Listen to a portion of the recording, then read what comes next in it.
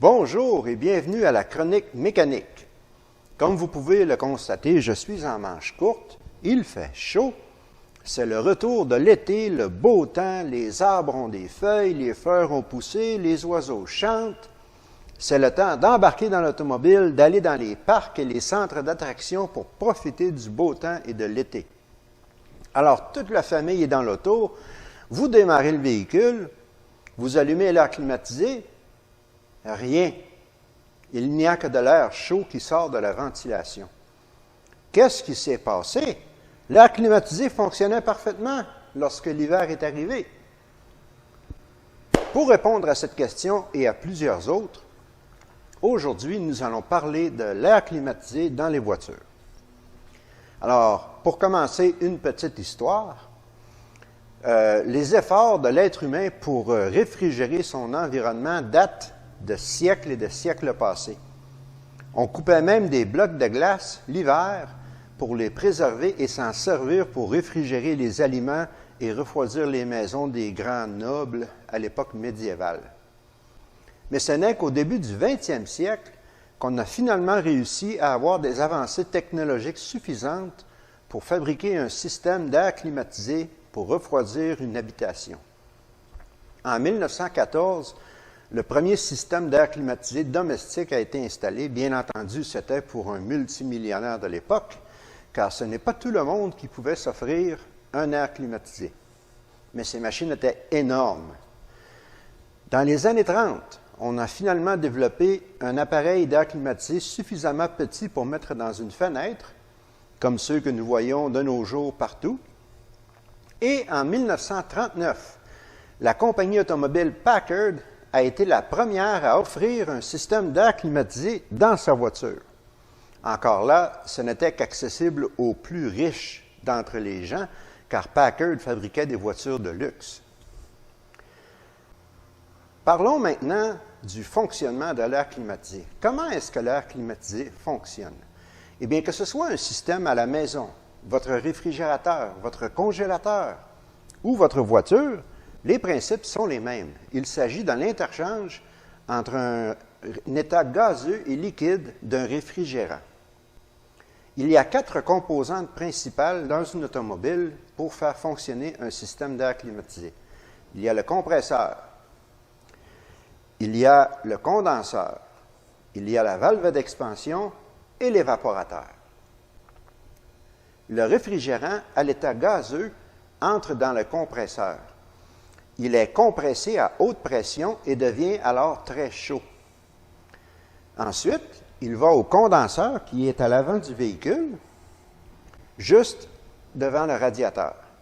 Là, le ventilateur du radiateur refroidit le gaz qui est dans le condenseur et, comme le nom l'indique, le condense, le transforme en liquide, car il enlève la chaleur qui est dans le gaz. Ce liquide, maintenant, circule jusqu'à la valve d'expansion. Et là, il est rapidement induit à une plus basse pression. Cette basse pression soudaine fait que le réfrigérant s'évapore en partie et devient très froid. Et c'est pour cela que les boyaux deviennent glacés lorsqu'ils sortent de la valve d'expansion et dans le véhicule. Ce mélange de liquide et de gaz très froid circule ensuite à l'évaporateur qui est situé sous le tableau de bord à l'intérieur de l'habitacle du véhicule. Là, le système de chauffage ou de refroidissement, le ventilateur, pousse l'air chaud qui est dans le véhicule à travers cet évaporateur qui, comme son nom l'indique, prend le liquide qui entre à l'intérieur et le convertit en gaz. Ce faisant, il enlève la chaleur qu'il y a dans l'air ambiant, il le rafraîchit et cette chaleur est transférée au gaz qui sort de l'évaporateur. Alors, ce réfrigérant maintenant converti en gaz et chaud sort de l'évaporateur, retourne au compresseur et le cycle recommence. Ce système ne fonctionne pas en permanence, bien entendu. Pensez à votre réfrigérateur à la maison. Il allume, il éteint, il allume, il éteint selon la température interne du réfrigérateur. Il y a donc des sondes à l'intérieur du véhicule qui vont déterminer à quelle température l'évaporateur se trouve pour signaler à l'ordinateur d'éteindre le compresseur. Le compresseur fonctionne avec une courroie qui est tournée par le moteur et avec un embrayage électromagnétique contrôlé par l'ordinateur du véhicule. Il l'allume, il l'éteint, la poulie tourne continuellement, mais l'embrayage électromagnétique ne tourne que lorsqu'il est commandé par l'ordinateur du véhicule pour rafraîchir le véhicule. Parlons maintenant des problèmes qui peuvent survenir dans le système d'air climatisé de votre voiture. Pourquoi, lorsqu'au printemps, vous allumez l'air climatisé, il n'y a plus d'air froid? Il y a plusieurs raisons possibles. Au niveau du compresseur, vous pouvez avoir un compresseur saisi. Et si c'est le cas, vous le saurez immédiatement car la courroie va hurler et probablement casser. Mais ceci est relativement rare. Ce qui arrive le plus souvent au niveau du compresseur, c'est l'embrayage électromagnétique qui fait défaut. C'est donc un trouble électrique. Malheureusement, dans la plupart des cas, il n'est pas possible de changer l'embrayage seulement ou ce n'est pas économiquement logique. Il faut donc changer le compresseur au complet. Au niveau de l'évaporateur, il peut y avoir une fuite à l'évaporateur et vous ne vous en apercevrez peut-être pas immédiatement, sauf par une odeur typique dans l'habitacle du véhicule. Si jamais vous la sentez, vous allez savoir que vous avez une fuite à l'évaporateur. Il peut aussi y avoir une fuite au condenseur. Il peut y avoir aussi un blocage dans le système dû à de la contamination. Et il peut y avoir des dommages au condenseur qui, bien qu'il ne cause pas de fuite, l'empêchent de bien condenser le réfrigérant gazeux qui pénètre à l'intérieur. Si les ailettes sont endommagées par les bestioles, par le vent, par les cailloux, par toutes sortes de choses qui rencontrent le condenseur sur la route, car il est placé à l'avant du véhicule, sa capacité sera réduite et donc vous aurez moins d'air froid dans le véhicule. Et bien entendu, toute la tuyauterie qui joint toutes ces composantes est sujette à avoir des fuites aussi. Dans la grande majorité des cas, elle est fabriquée en aluminium, car l'aluminium est plus léger et aussi résistant que l'acier, mais il peut aussi corroder. Et surtout aux jonctions, où il y a des anneaux en caoutchouc pour sceller le système, il peut se produire des fuites. Mais comment trouver ces fuites? Car le réfrigérant, bien que quelquefois à l'état liquide dans le système, lorsqu'il fuit, il se transforme instantanément en gaz, donc il ne laisse pas de traces. Ce n'est pas comme une fuite d'huile ou une fuite d'antigel qui est visible. Alors, comment trouver une fuite d'air climatisé? Eh bien, comme tout système mécanique, le compresseur a besoin d'huile pour être lubrifié, exactement comme un moteur ou une transmission.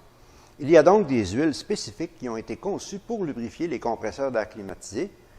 Et dans ces huiles, on inclut un colorant. Vous pouvez voir ici comment ce liquide est fluorescent. On l'injecte dans le système lorsqu'on fait un service du système d'air climatisé, soit lorsqu'on change une pièce ou lorsqu'on vide le système pour le remplir avec du fréon neuf. Et lorsque cette huile est dans le système, elle circule partout. Et s'il y a une fuite, nous verrons cette huile. Et avec des lunettes spéciales et une lumière ultraviolet, il devient très facile de trouver les fuites d'air climatisé. Il faut aussi tenir compte du fait que les systèmes d'air climatisé fonctionnent à haute pression, donc ils perdent une partie de leur réfrigérant peu à peu au fil des années. Il est parfaitement normal pour un système d'air climatisé automobile de perdre à peu près 1/8 de livre par année. Alors, puisque ces systèmes ne contiennent en général que 1,5 livre, 1 livre ou même 2 livres de fréon réfrigérant, si on perd 1/8 de livre par année, vous pouvez voir qu'après 4 ou 5 ans, le système perd beaucoup de son efficacité et devient tiède. Il est alors temps de faire un service d'air climatisé. Ici, je vous donne un avertissement. N'allez pas au magasin acheter les canettes d'air climatisé qui sont vendues pour remplir votre système vous-même. Cela peut s'avérer très dangereux, non seulement pour le système, mais même pour vous. La quantité de fréon qui doit être installée dans le système est extrêmement précise. Si le système demande 1 livre,53, il ne faut pas mettre 1 livre,55 ou 1 livre,45. Il faut mettre 1 livre,53. Et ces canettes vendues dans les magasins sont tout sauf précises. Vous pouvez vous retrouver avec pas assez de fréon ou, pire, trop de fréon. Et cela peut endommager le système et même causer une petite explosion lorsque les boyaux sont soumis à trop de pression. Aussi, les produits utilisés dans ces canettes ne sont pas toujours fiables et peuvent contaminer le système, ce qui serait très coûteux. Cela veut dire changer le compresseur, changer l'évaporateur et changer le condenseur. Alors, si vous avez besoin de faire réparer votre système d'air climatisé, allez tout de suite voir votre garagiste de confiance et assurez-vous qu'il est équipé de la machinerie pour bien effectuer ce service. Parlons maintenant des réfrigérants. Eh bien, dans l'histoire, il y a eu plusieurs réfrigérants utilisés. En théorie, n'importe lequel gaz peut servir de réfrigérant, même le CO2. Bien entendu, on ne se sert pas d'un gaz comme le propane ou l'hydrogène comme réfrigérant. Ils pourraient fonctionner, mais ils sont extrêmement dangereux, bien entendu, parce qu'ils sont explosifs, très inflammables. Dans les années 50, 60, 70 et 80, on se servait de ce qui s'appelle le R12, qui était un chlorofluorocarbone. Malheureusement, ce produit s'est avéré nocif pour l'environnement car il endommageait la couche d'ozone de la planète et se retrouvait non seulement dans les systèmes d'air climatisé, mais dans toutes les canettes aérosols de peinture, de désodorisants et n'importe quel autre produit en aérosol. Il s'est donc avéré nécessaire de déclarer le R12 illégal, on l'a banni, et à partir de 2012, on a commencé à transformer les véhicules pour fonctionner au nouveau gaz, le R134. Et maintenant, la grande majorité des véhicules sur la route qui sont équipés d'air climatisé utilisent ce gaz, le R134. Cependant, nous sommes présentement dans une autre transition. Les ingénieurs ont développé un nouveau gaz qui s'appelle le R1234YF, qui est encore moins nocif.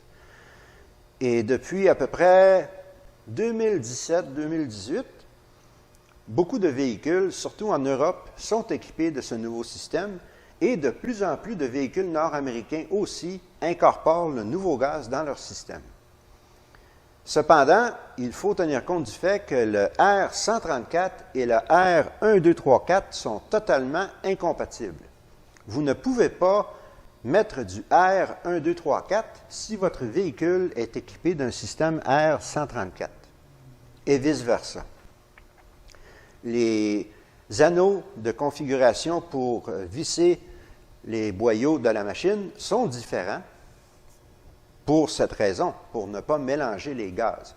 Les huiles aussi sont différentes. L'huile qu'on se sert pour lubrifier les systèmes R134 sont complètement incompatibles avec les systèmes R1234. Alors, il s'agit de deux systèmes complètement différents, les mêmes principes, mais les gaz et les huiles sont incompatibles.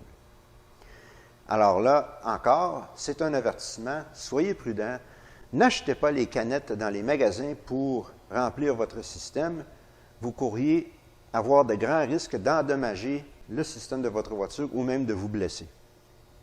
Allez chez votre garagiste. Je ne peux pas le dire assez.